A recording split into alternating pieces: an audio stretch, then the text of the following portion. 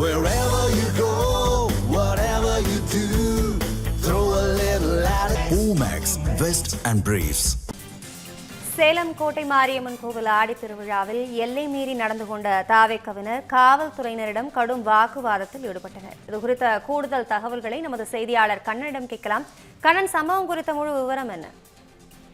வணக்கம் அபிராமி. சேலம் கோட்டை மாரியம்மன் ஆடி பண்டிகை பூச்சாட்டுதல் துவங்கியது. இதற்காக கிச்சிப்பாளையம் பஜனை மடத்திலிருந்து பூக்களை பொதுமக்கள் மற்றும் பல்வேறு அமைப்பினர் ஊர்வலமாக தாரை தப்பட்டை முழங்கம் எடுத்து வந்தனர். இதில் ஆரம்பம் முதலே தமிழக வெற்றி கழகத்தினர் தங்களின் அட்ராசிட்டியை துவக்கிவிட்டனர். குறிப்பாக ஊர்வலத்தின் முன்பதாக வழக்கத்துக்கு மாறாக ஆடல் பாடலுடன் வந்தனர். அதே நேரத்தில் கோவில் வளாகத்தில் அதாவது வரிசையாக செல்வதற்கான ஏற்பாடுகளை கோவில் நிர்வாகம் செய்திருந்தது.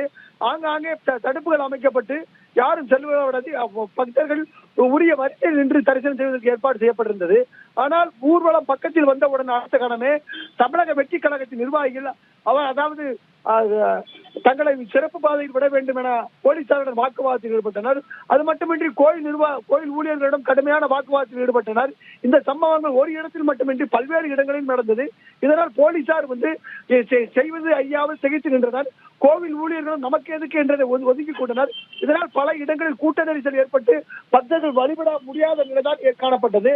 அது மட்டுமின்றி வழக்கமாக கோவிலில் அதிக அளவில் இந்த பூச்சாட்டுதல் பண்டிகை முன்னிட்டு போலீஸ் குவிக்கப்படுவது வழக்கம். ஆனால் கடந்த ஆண்டை ஒப்பிடுகையில் தற்போது குறைந்த அளவிலே போலீசார் பாதுகாப்பில் ஈடுபட்டிருந்தனர். அது மட்டுமின்றி வழித்தடங்கள் அமைக்கப்பட்டிருந்ததால் பேரிக்கார்கள் போடப்பட்டிருந்த இடத்தில் பக்தர்களை வழிகாட்டுவதற்காக போதிய அளவில் போலீசார் இல்லை. குறிப்பாக பெண் போலீசாரின் எண்ணிக்கை மிக குறைவாக காணப்பட்டிருந்தது. இதன் காரணமாக தமிழக வெற்றி கழகத்தில் எல்லை மீறி செயல்பட்டனர். குறிப்பாக அந்த பேரிக்கார்களை தாண்டி செல்வது, அது மட்டுமின்றி விஐபிகள் என்ற போர்வையில் கூட்டமாக தங்களை திறந்துவிட வேண்டும் என்று கூறி போலீசார் மற்றும் அங்கு நிற்கும் கோவில் ஊழியர்களுடன் வாக்குவாதத்தில் ஈடுபட்டது. பல்வேறு சம்பவங்கள் அரங்கேறின.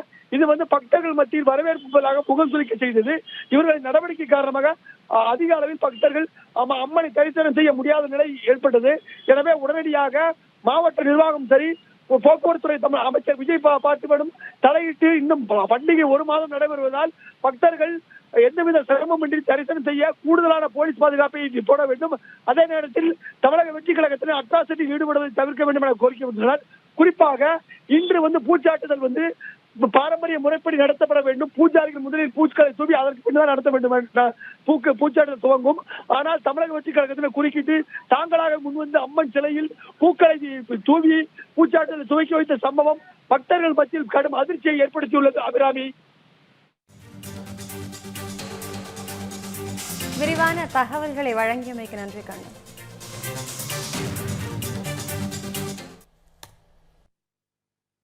Wherever you go, whatever you do, throw a little at it. Omax, Vest and Briefs.